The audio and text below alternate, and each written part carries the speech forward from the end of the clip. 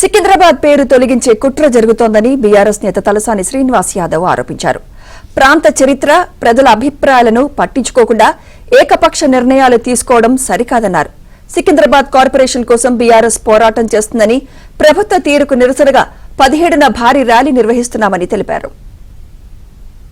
సికింద్రాబాద్ పేరు ఉండాలి, సికింద్రాబాద్ జిల్లా పెడతారా, సికింద్రాబాద్ కార్పొరేషన్ పెడతారా, లష్కర్ జిల్లా పెడతారా, లష్కర్ కార్పొరేషన్ పెడతారా, అది పెట్టే వరకు సికింద్రాబాద్ ప్రజలందరూ రాజకీయాలకు అతీతంగా స్వచ్ఛంద సంస్థలు, యువకులు, విద్యార్థులు, మేధావులు, అడ్వకేట్లు, డాక్టర్లు ప్రతి ఒక్కళ్ళం కూడా ఏదైతే వ్యాపార సంస్థలు ఉన్నాయో అందరూ కూడా స్వచ్ఛందంగా సికింద్రాబాద్ పేరే ఉండాలని చెప్పి ప్రధానమైనటువంటి డిమాండ్.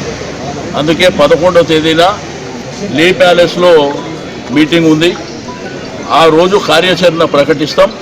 ఫస్ట్ కార్యక్రమం మాత్రం 17వ తేదీన సికింద్రాబాద్ రైల్వే స్టేషన్ నుంచి ఒక శాంతియుతమైనటువంటి ర్యాలీ. ఈ ప్రభుత్వం వెంటనే విత్డ్రా చేసుకొని సికింద్రాబాద్ పేరుని మరి వాళ్ళు ఒక కార్పొరేషన్, ఒక జిల్లాగా ఏర్పాటు చేస్తే మాకేం అభ్యంతరం లేదు.